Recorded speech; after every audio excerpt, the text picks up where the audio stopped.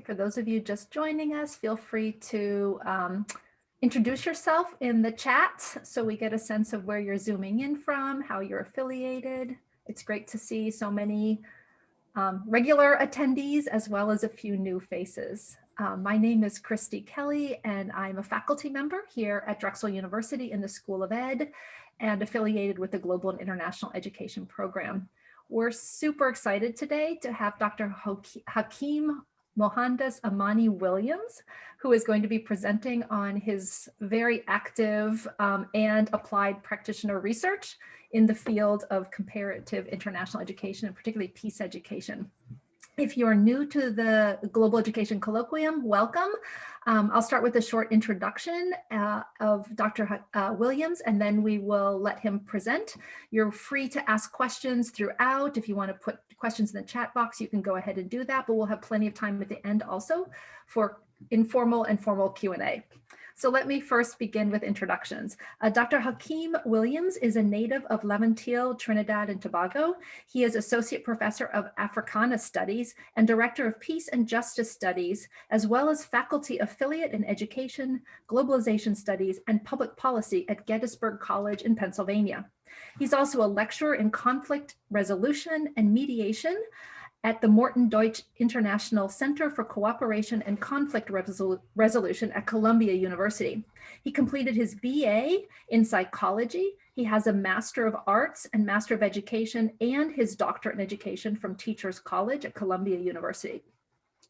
His focus in his doctoral work was international education development and comparative and international education. He has a focus in philosophy of education and peace education. His research centers on school structural violence, educational inequities, and youth and community empowerment. He has conducted many workshops, trainings on anti-racism, mediation, conflict resolution, intercultural communication, restorative circles, leadership development, and activism in diverse settings. And we're incredibly delighted to have Dr. Williams here with us today, because he also was one of the early scholars working with Drexel University to help get our peace education program up and running. If you're in any of those courses, you will see his name throughout them. You will see his work embedded and kind of sometimes the thread throughout the various programs. So it's really exciting today to have you come back and share with us what you've been doing over these years and where we're going forward. He has just published a new special issue on human rights education. We're putting the link in the chat so you can follow the latest in his research.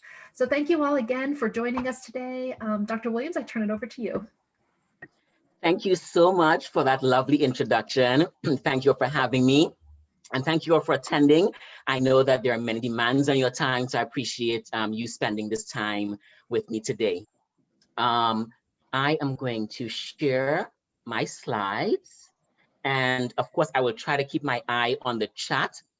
Admittedly, I'm very poor at multitasking, so I may miss some of your amazing questions, but I think Christy, Katie, and Eric will keep their eyes on the chat and will help me answer. If there is some kind of question you need clarification on a slide that I probably passed over, they'll be able to interrupt me and say, hey, you want to answer this question? I am happy to do so. I taught at Drexel, I think maybe 5 or 6 iterations of the peace education class, and it was wonderful each and every time. I was teaching the class from different parts of the world because I was collecting data and doing consultancy work, and it was just so nice to teach this class from wherever I was. And I have some close contacts with some students still up till this day. Students will contact me randomly and say, hey, remember me? I'm in this part of the world. I remember your course. And so it's always nice to stay connected with Drexel. So with that said, as almost every academic does, I have like a million slides that I need to get through in a short amount of time. So I'm just going to dive right in. I'm going to share my screen now.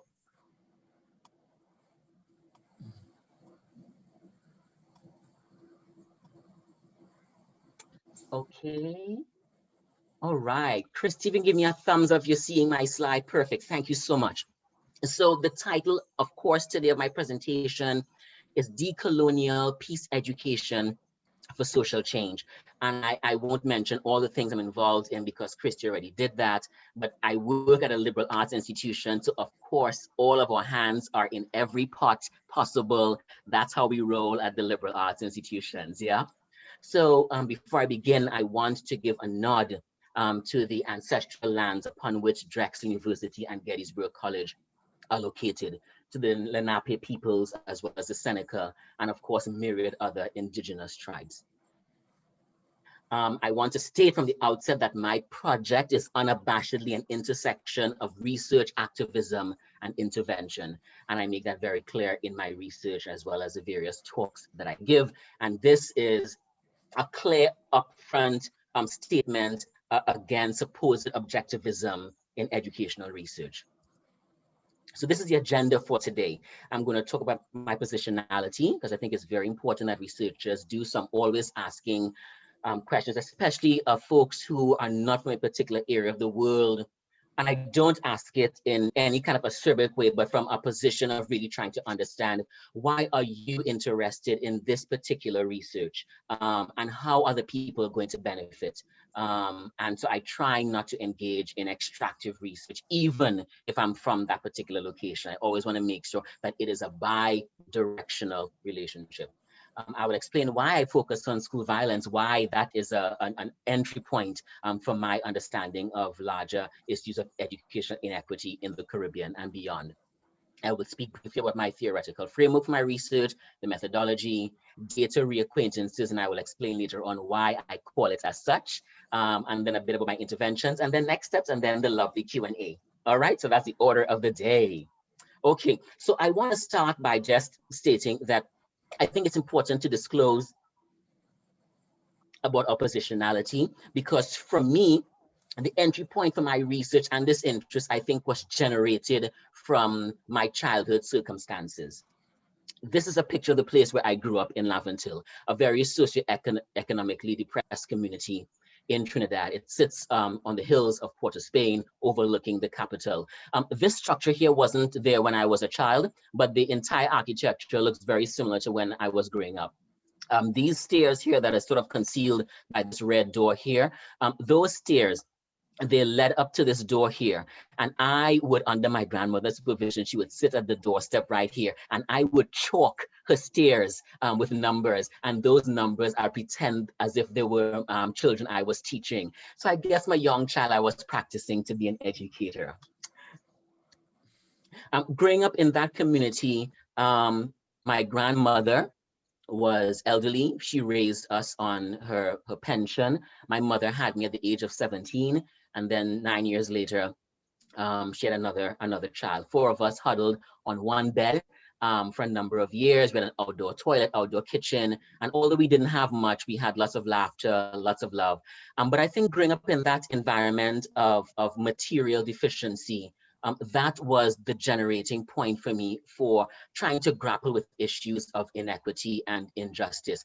I didn't as yet have the vocabulary or the analytical skills to deconstruct the structural violence in which my life was embedded, but I think it was the impetus for this kind of research and intervention and activism in which I'm now engaged. So many folks, of course, probably know the Caribbean region. You've gone there on vacation, but some of you may not know where Trinidad Tobago is located geographically. So this entire archipelago of islands is called the Caribbean. So as you can see how very close Cuba and the Bahamas is to the United States.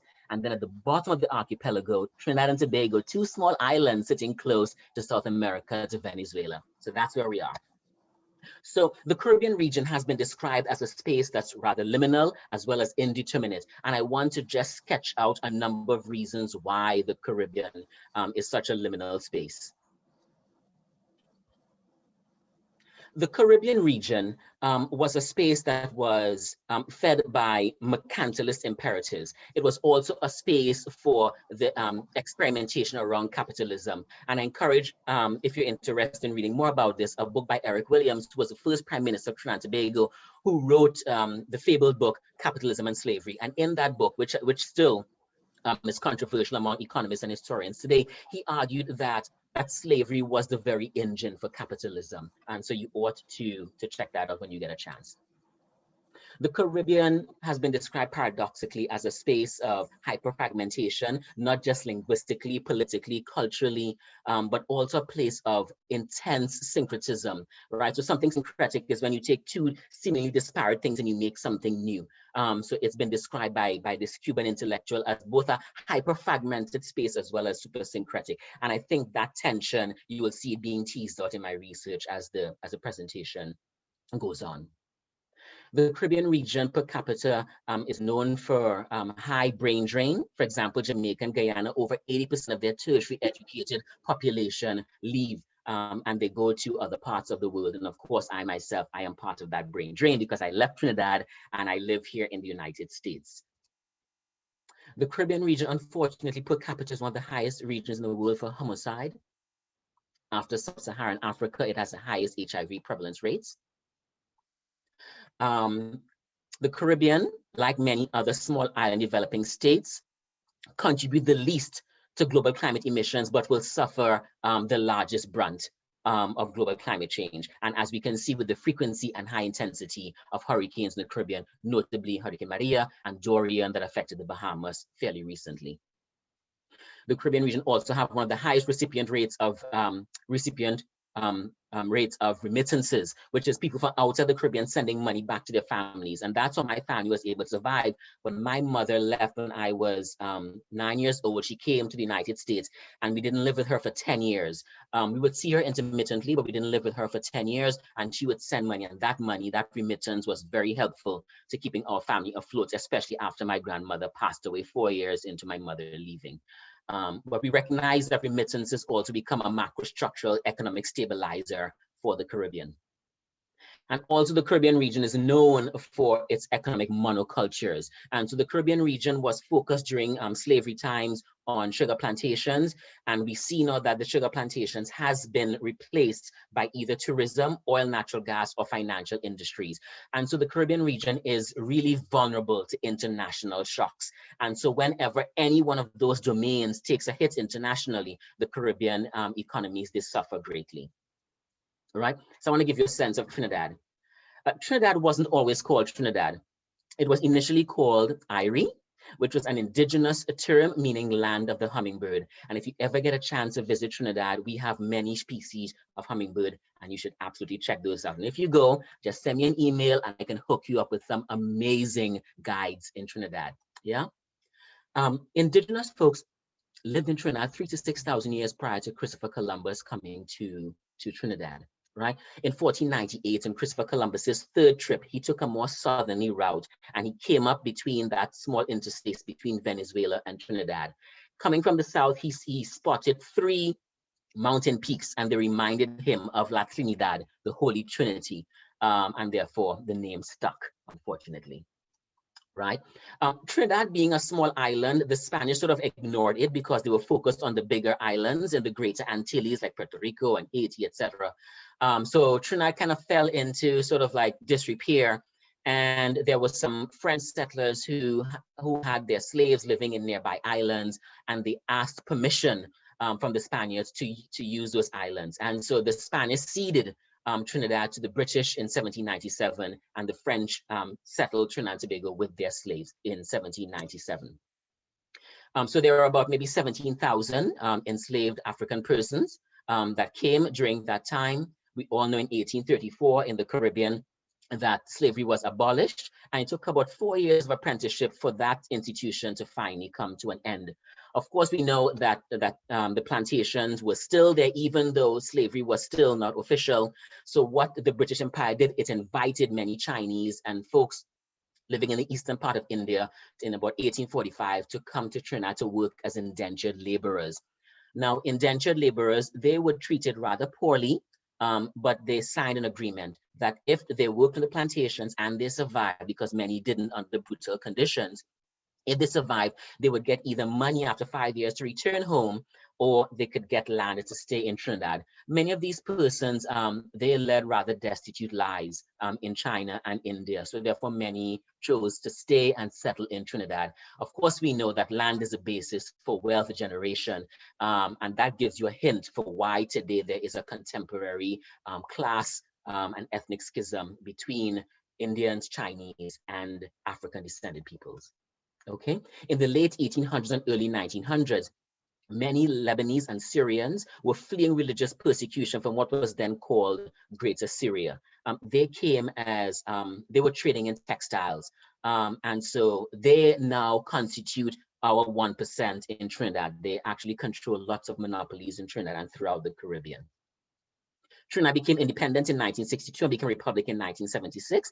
Our population today is about 1.3 million people, and it's roughly divided between East Indians and Africans. And of course, a wide cross-section of the population, as you would imagine, is mixed. We're very multi-religious. And according to the World Bank, we're a high-income country because of the oil and natural gas. Our GDP for such a small country is 24 billion US dollars.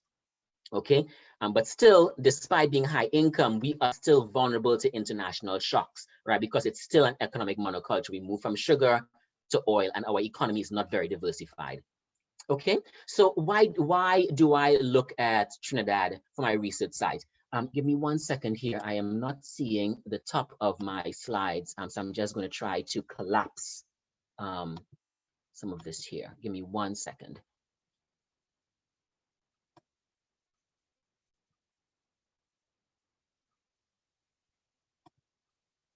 Okay, looks like I'm not able to remove that bar. It's covering a bit of my research, but I think I'm able to see it here. And so, as I mentioned before, that Trinidad and Tobago has a very high rate of brain drain, and I am rather admittedly part of that. But there's a theoretical check on that concept of brain drain, now called brain circulation, that even if you live outside the country, if you are sharing your knowledges, you're sharing your expertise, which is what I do, that's called brain circulation, right? And so, okay, here we go. I see Trinidad and Tobago as a rather compelling nexus of different globalizations. So Trinidad, as I mentioned before, it is a site for many rich hybridities, whether it's economically or it's sociopolitically, and so it's a rich site for looking at those. As I mentioned before, there are lots of ethnic and class tensions. CARICOM, which is the Caribbean version of the European Union, but a much smaller scale, Trinidad plays an outsized role in CARICOM. Trinidad is also a major transshipment point in the world for drugs making their way from South America to the United States. And we know the United States has a ravenous appetite for drugs, unfortunately. There has been a global proliferation of small arms, and we know that small arms and weapons, they accompany drugs, and when the drugs leave, the arms tend to stay, and that is linked to an exponential increase in gangs in Trinidad. Trinidad in 2019 had a very high homicide rate, per capita one of the highest in the world. Trinidad, despite being a high income country, has a 20% poverty rate. We have an issue with sex trafficking. You all know that unfortunately Venezuela has been destabilized the past number of years because of Maduro. And Trinidad now has about 60,000 Venezuelan refugees and asylum seekers, which represents 4% of our population. And that also has implications for the educational system because they are not part of the official education apparatus. And we could talk about that if you have any questions. Trinidad also ranks very high, and I think we might be either number one, number two, in terms of per capita recruitment to ISIS and also the number of returnees. And so you can imagine that that's also a destabilizing force in certain communities. We have a rather complex educational system, which I will talk about. And we have a rich cultural heritage. People of like Sophie Carmichael, who was part of the civil rights movement here in the United States, Eric Williams, who I mentioned before, who wrote Capitalism and Slavery, C.L.R. James, V.S. Naipaul, who is the Nobel laureate in literature, A.N.R. Robinson, who has passed, but he was one of the major architects, considered the grandfather of the International Criminal Court, and of course, George Padmore, a famous Pan-Africanist, right? So I try to follow in my own small way in the large footprints of these international giants. So why school violence? I have a theoretical interest in violence writ large. Obviously, I'm in peace education. Peace education is interested in all forms of violences. Violence today is understood as a nexus of development and public health concerns. I focus on schools because I understand schools to be a microcosms of the larger society, whether it's in Trinidad or larger regional or international milieu. My research, I see it as a kind of Trojan horse for understanding educational inequity. And I think that violence is a rather, although it's complex and it's a globalized issue, it's also something that's actionable. And so therefore, at the end, I will talk about my own systemic restorative praxis, which is a rejoinder to this issue of global school violence. Okay, so I want to give you a little sense about the history of education in Trinidad, just to contextualize my research there. So I'll talk a bit about pre-colonial education, colonial education, which led to the dual educational system, which is still a part of our contemporary educational system in Trinidad. And then I'll talk about the impetus for mass education when Trinidad had independence. Okay, so pre-colonial education, right? So this is before Columbus showed up, and this was indigenous education. There isn't much of the historical record around this, but we know that folks focused on basic skills for survival, and that was the greatest extent of the education in Trinidad, right? Colonial education really focused on Christianization, trying to convert indigenous folks, and of course later the African enslaved persons, to Christianity. The best educational provisions that existed in Trinidad were really left for the Spanish settlers. The African enslaved persons, the only kind of education they received was religious education. As you can see, the wide array here of different Christianities that were present in Trinidad. And that will come very important later on for the dual educational system that we have in Trinidad.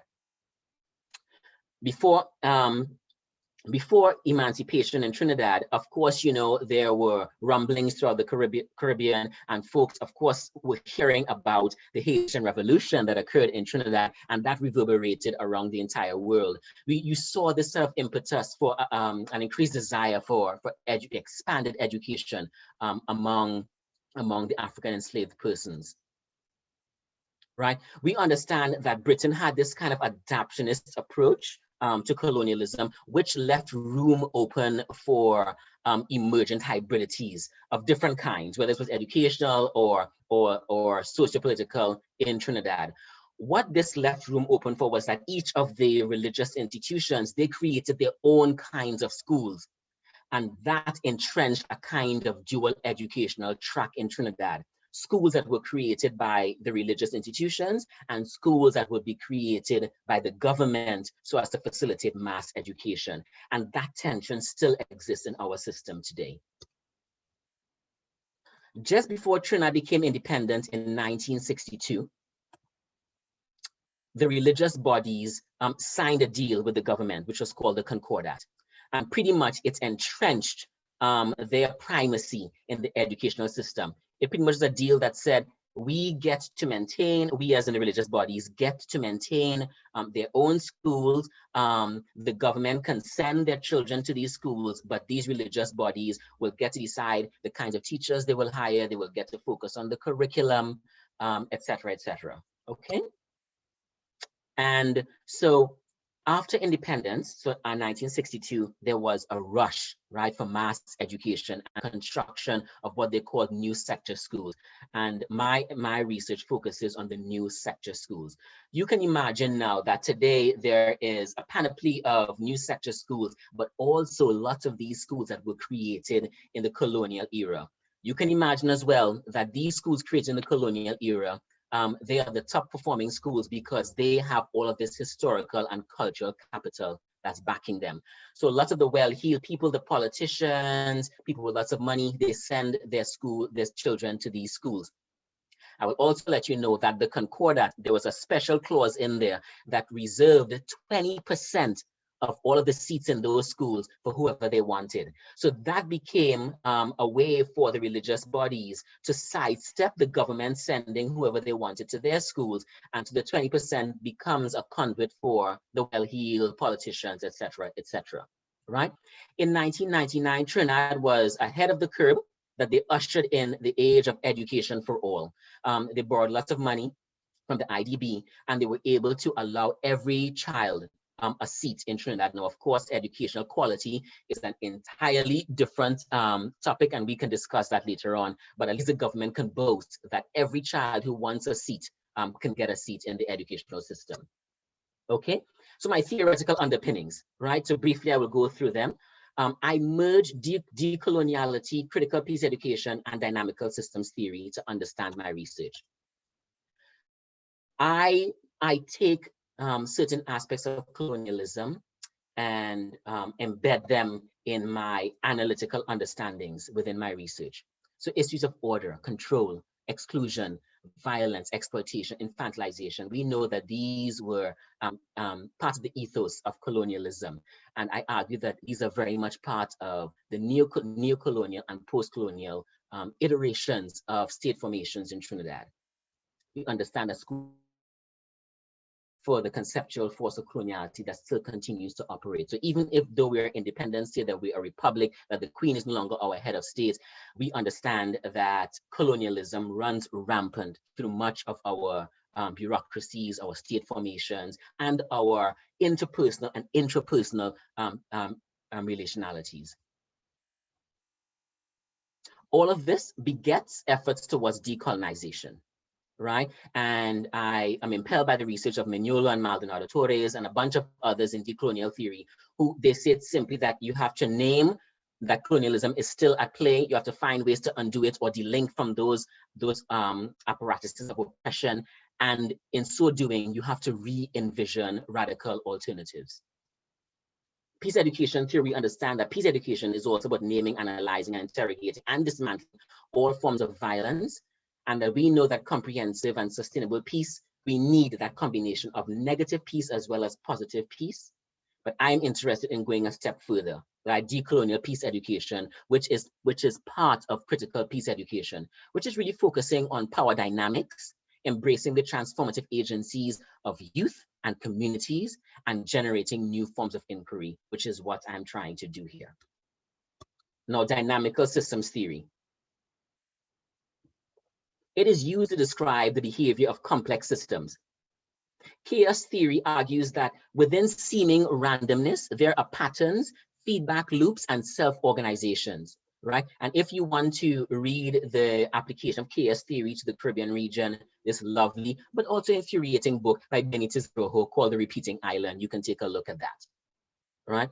Dynamical systems theory, it pushes back against this notion that development and hegemonic notions of development is linear. We understand that development is actually quite non-linear and discontinuous, right?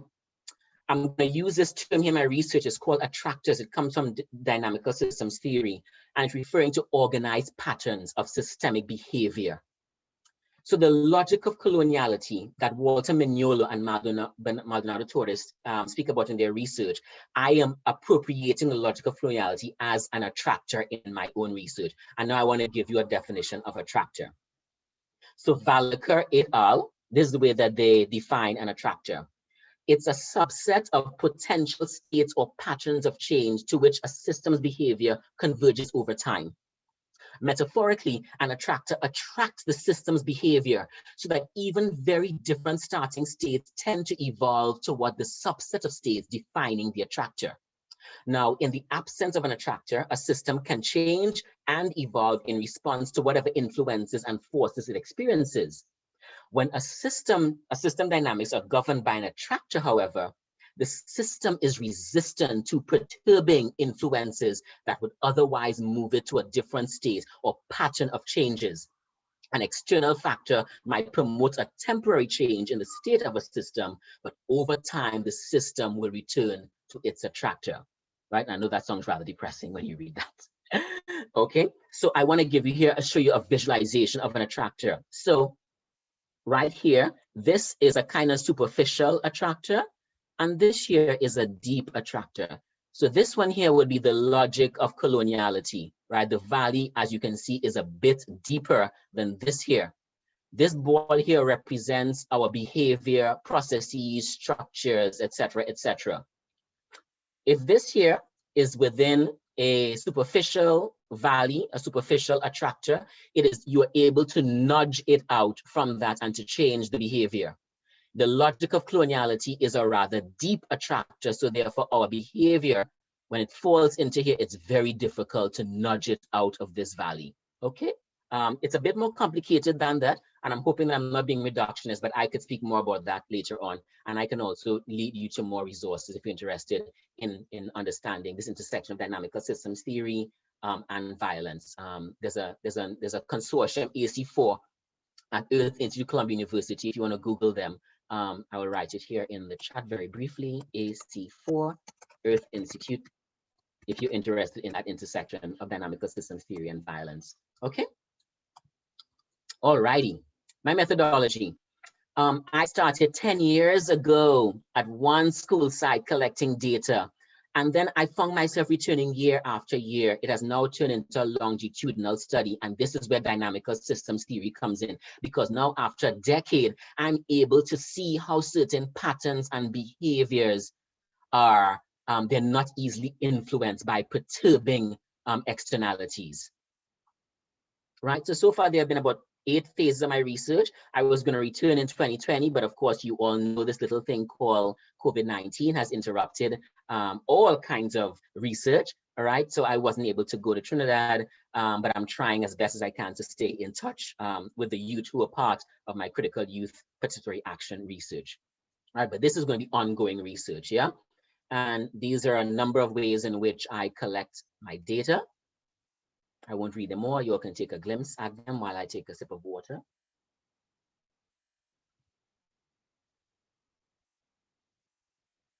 As you can see, myriad modalities. And as you can imagine, I am drowning in data, right? But that's a good place to be in, yeah? Okay, and these are a number of sites that I am at in Trinidad. I'm mainly at SSS, which is called Survivor Secondary School. And I bring in other sites as well too for my various interventions. Right, so community centers, I go to some children's homes, I give them restorative circle training, etc., and I'm trying to document all of that. Some pictures from one of my my sites. I want to go back. This Gaza here you're seeing is referring to Gaza in 2 ways. Gaza is referenced in Jamaican songs, but Gaza is really a reference to Palestinians, right? And so it's interesting, again, these globalized flows of knowledges, right? This is like the classroom. These are bolted to the floor, these seats here. They're rather uncomfortable. Okay, so now data reacquaintances. Why do I call them data reacquaintances? This is a nod to, I mentioned to you before that as a child, in my very body, I had a sense of injustice and inequity. I didn't have the vocabulary to describe what was happening. And I believe that the data that I am accumulating, it doesn't belong to me. The data belong to the community. The data lives on in our bodies. The data is passed on through our ancestors. And so I understand this to be reacquaintances. These data don't belong to me, right? The community is sharing it with me, and I am becoming reacquainted with it. I want to start with a poetization of some of my field notes, right? This is the main school when you're walking into it. This is the sort of penitentiary aesthetic that confronts you when you're approaching the school. As you approach the front gate of the school, you see steely spiraling coils of barbed wire rimming the perimeter. There are a few security guards in uniform checking the students' book bags. A few students offer subtle protestations. The rare student offers indignation, and the many being herded across the threshold seem unfazed.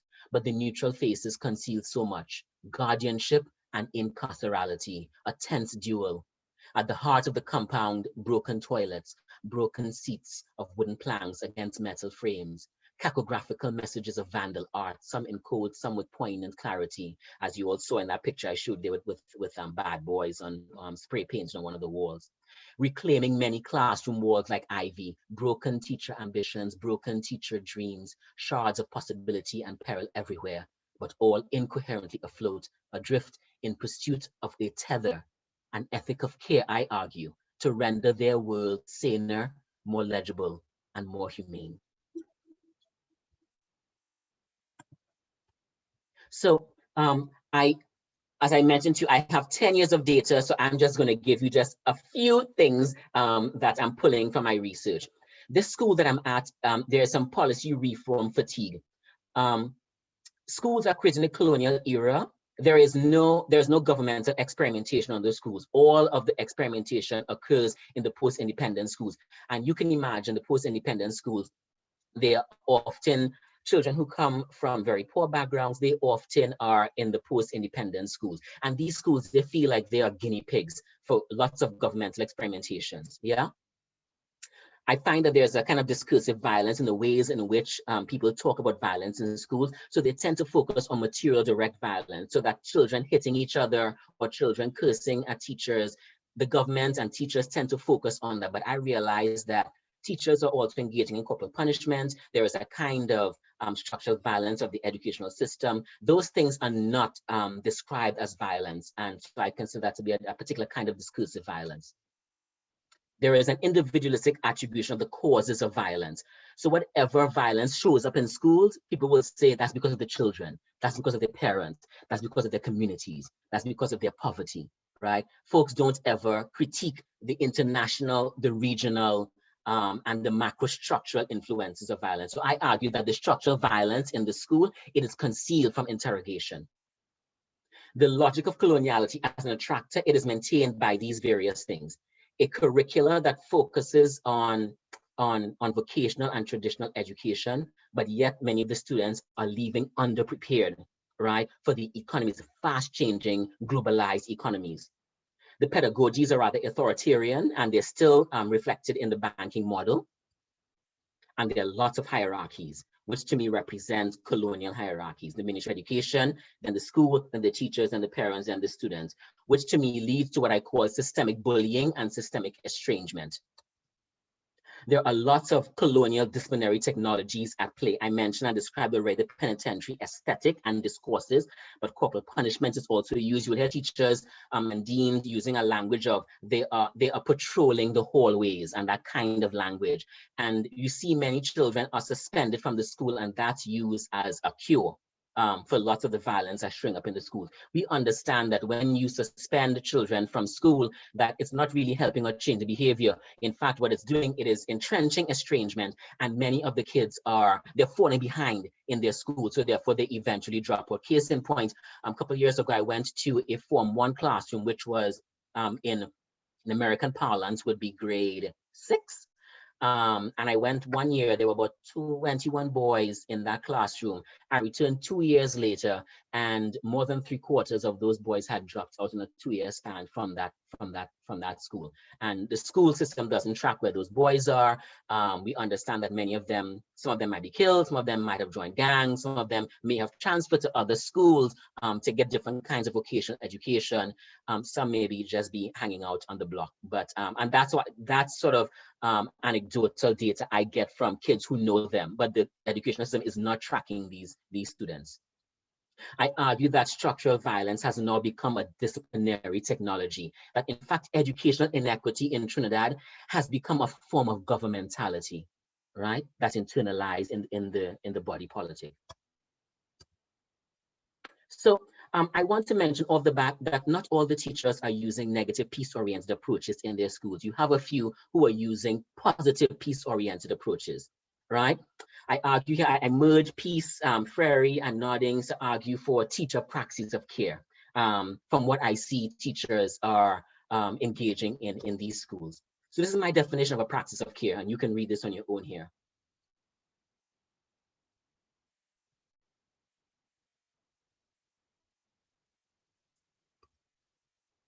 And now I'm going to read you from my data. A teacher, a Muslim woman teacher who impressed me greatly and is leading a valiant effort to represent what I think is a teacher practice of care. Ms. Mungo would offer to assist the girls as they combed their hair because she recognized that this was a major pastime for them. As a devout Muslim, she found that the music her students listened to was vulgar, offensive, and downright anathema to her own religious values and mores. However, she soon perceived music as a bridge between their worlds. In her spare time, she would go home and she would become acquainted with their favorite song to the point where she eventually surprised her students with an in-depth knowledge of and fluency with their music that the students cherished. This is a detailed account of her praxis. And as I go along, there are some Trinidadian phrases in there, and I will try to sort of translate them for you as I go along. Okay, so Miss Mungo, these are her words. The girls, I would touch their hair and I would say, well, how do you do this style? How do you do that? I would ask them about things like that, about their hair. How much did you pay for that? And then they would say, well, miss, I want to comb your hair. And sometimes I would have box lunch, which is a subsidized lunch that the government provides for children who can't afford lunches. I would have some with my students. If there were extras, I would stay back during lunchtime with them and talk to them. Sometimes I would come in and I would say, oh my gosh, you'll give me a bly. A bly is like giving me a pass. I learned their language and I used to get on meaning like I would get frustrated. When I was in the Form 4 class, they called me the Gunta teacher, and Gunta is another term for gangster. So they used to call me that. Miss is a Gunta now, because when someone opposed me, I would oppose them back. Oppose is like when, you know, like after school, you like cup in someone's face and you're like, yeah, what are you gonna do? You know, that's like opposing in Trinidadian parlance. But I would start to talk their talk and they would say, what? Miss has lyrics. Lyrics means like you have like a really, like a good rhetorical comeback. So I had to learn their language and I had to talk about things, even drugs, sex, violence, family life, and music. I had to relate to music. I had to relate to fashion. I had to know Vibes Cartel and Movado. These are Jamaican musical artists. So I asked her, I said, it's almost like you educated yourself about their world. She said, yes, and they educated me as well, right, which is very Freudian. And that is how I was able to survive in this school, and not only survive, but able to do the things for them and connect with me. By the way, I did a drive years ago, and I asked friends if they could donate to me their copies of Pedagogy of the Oppressed. And I got maybe about 10 or 15 I gave them to teachers at the school. And so you can see some of the teachers reading this work and using some of Freudian pedagogy in their work. Yeah, that's also part of my activism and intervention. So they would say, Miss, you have real lyrics, right? Miss, you have lots of good comebacks. When I tell these kids about Movado, Miss, what do you know about Movado? I would say, how do you mean?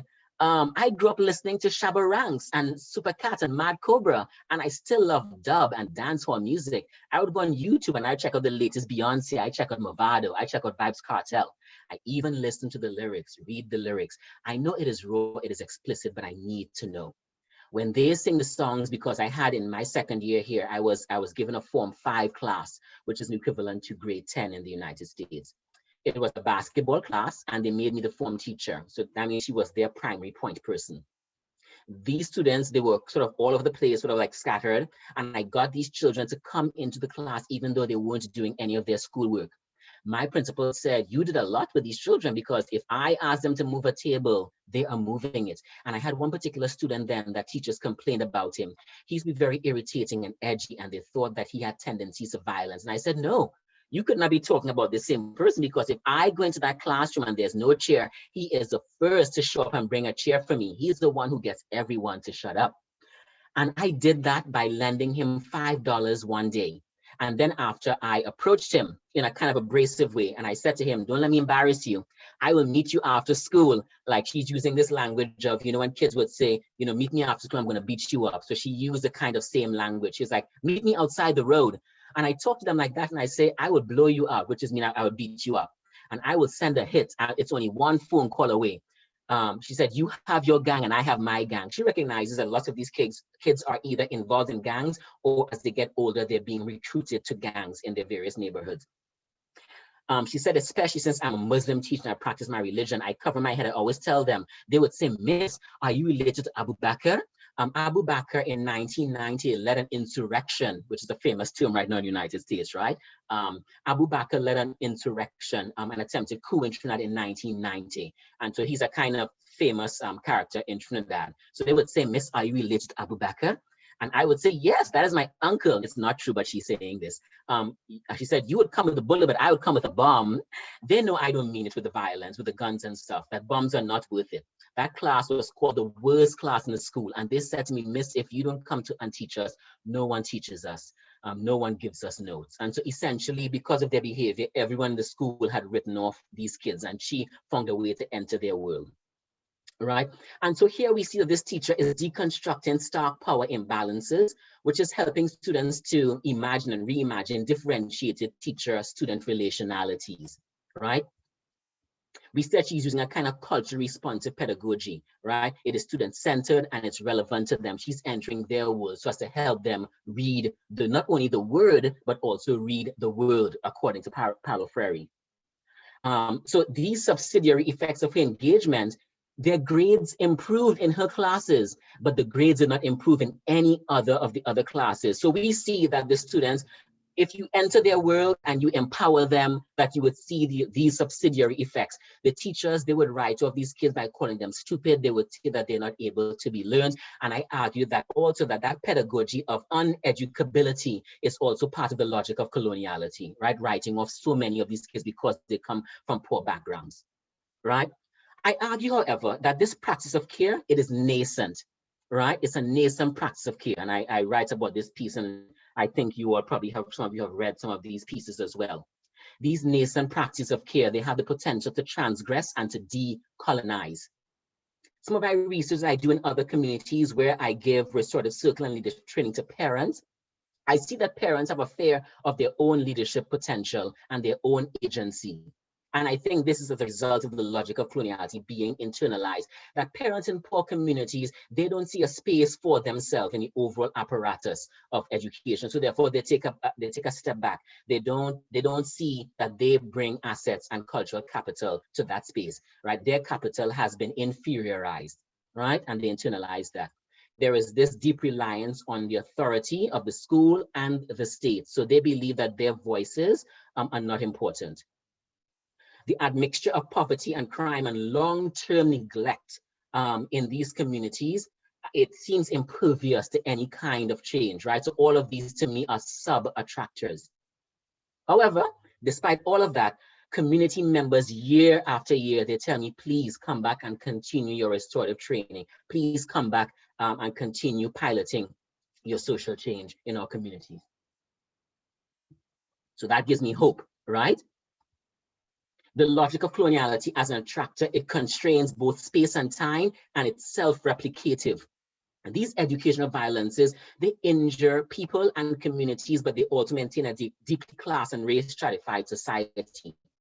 This time and space warp has been created over 500 years, and I argue it needs to be destabilized slowly, and alternative feedback loops need to be created. I think we can get some motivation from this rich lineage of Marronage. Les Marrons or Maroons were African enslaved persons who escaped from the plantations, and they ran into mountaintops and created their own communities, right? And sometimes they would lead fights against the plantations.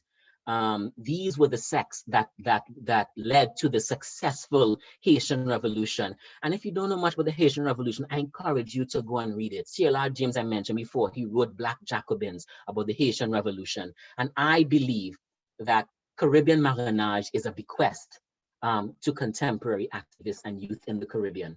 Epistemic and ontological disobedience, disruption, and reimagination can be part of this rich lineage of Caribbean Marronage. So we need to name the violence that's happening, delink from those apparatuses, and reimagine. And we have examples around the world. They're not perfect, but the Zapatista movement and Buen Vivir in Latin America are just some examples that we can use.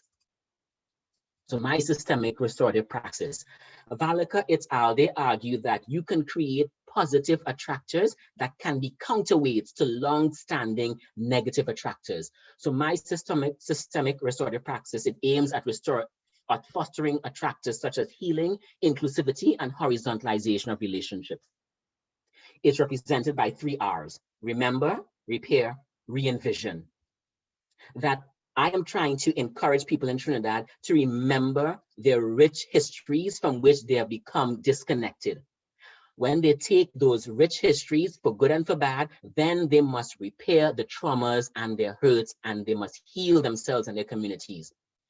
Taking those two together, then together we can re-envision radical alternatives, right? So my decolonial peace education is a way of rehistoricizing the current structural violence of the educational system. I am teaching folks restorative circles. I am teaching them mediation skills so that they can get this critical capacity building to empower themselves, to heal themselves, and in turn, me with them, with their children, we can co-visualize alternative imaginaries.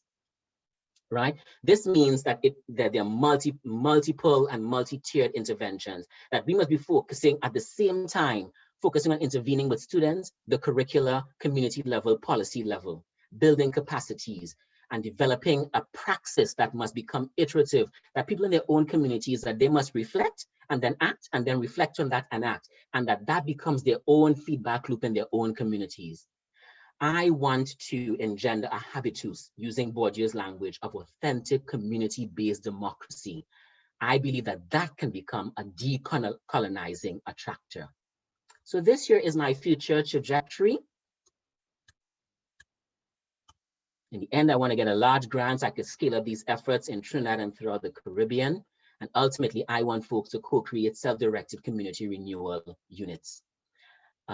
This here, a couple of years ago, I went to visit my auntie who lives up on this hill here. This is a very, very dangerous area controlled by a gang.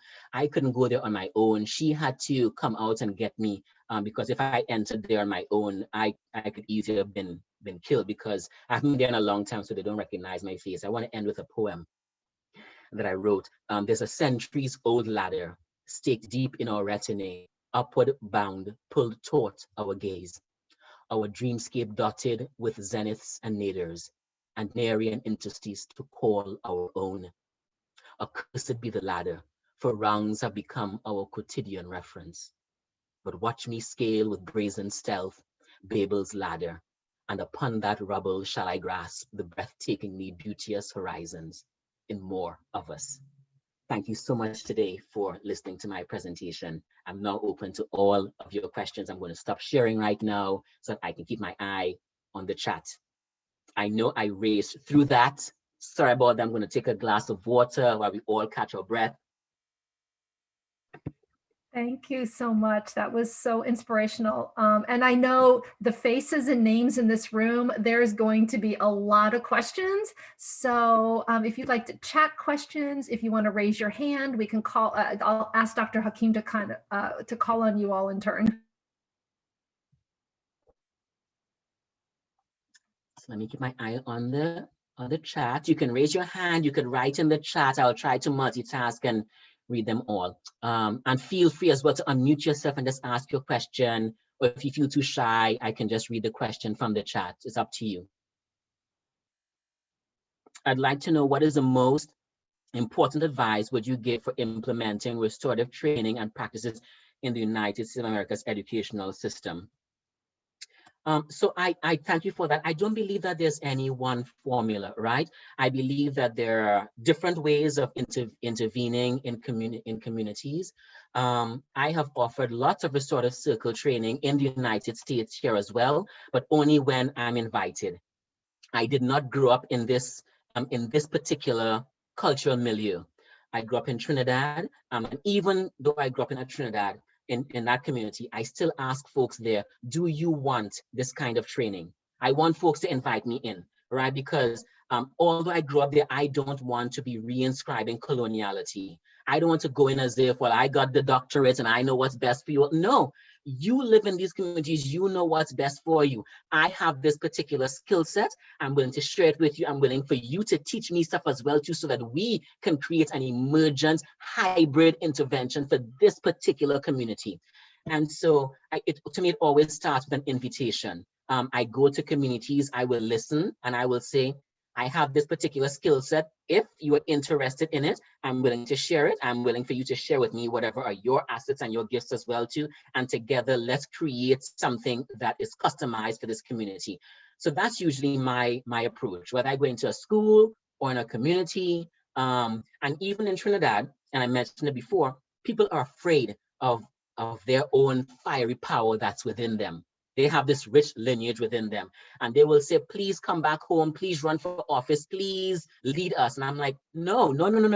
You have leadership within you. I will give you leadership training, activism training. I will teach you mediation skills, but ultimately you are the ones to lead your community. I will try and mobilize resources. I do fundraisers here in the United States to send money home to these communities. I will do all that I can to support you, but you are the ones who have to lead your own community. So that's a long way of telling you about the ways in which I approach this work. Hopefully that was helpful. And of course, my pleasure. Let's see here. research in Egypt. Oh, I would love to hear more about that. Are you willing to share a bit about that, Aliyah? Oh, they already heard me talk about it recently, but I am happy to connect with you at a different time to not take away from their time to ask you questions. Okay, I appreciate that. Let's connect definitely. And after we are done recording at 1 o'clock, I'm going to hang on so we have time to discuss. Perfect. Yeah. Okay, let's see. Questions from Angela. Okay. I think I hit mine by accident, actually. I'm just listening. Go to Nisha. Okay, good. Okay, Stro, are you going to unmute yourself and go ahead and just ask the question? Yes. Hi, Dr. Williams. I really don't have a specific question, and that's because your presentation hits so close to home that right now I'm kind of just working through stuff. Like, I grew up in Jamaica, taught in Jamaica, and I'm a little teary right now because this is embarrassing, but just thinking about the crime and violence in Jamaica in our system, I think I need to do something, and your presentation just really reminded me of that. So thank you, and I will have questions, but right now I'm just too emotional. So. Yeah, thank you. Thank you for sharing that. You know, Nisha, that is, and you said, you know, you feel embarrassed. Do not be embarrassed at all. It's like, you know, why should we be embarrassed to bring our emotions into the educational space? This is why I do this work. I wear this work on my sleeves. It is very emotional for me when I go back home and I hear that the community I was working in, that the violence is still increasing, that dads are scared to come to my training because they don't want to get shot. That's real. That's real, you know. And so this work for me is not abstract.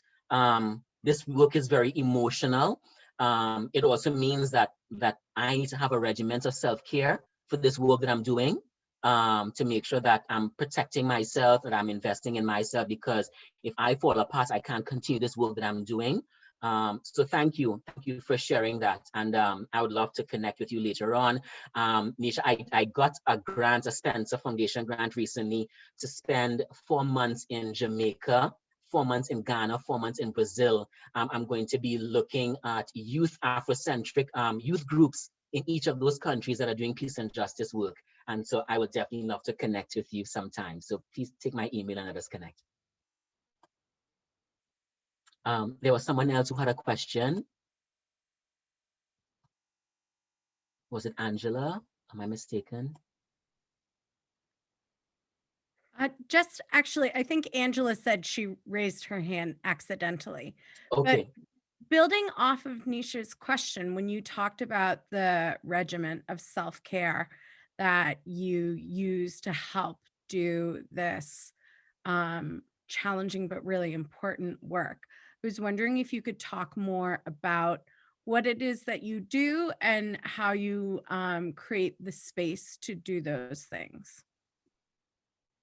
My internet broke up a little bit, Katie. Are you need to reflect on my practice of self-care or the ways in which I engage in community?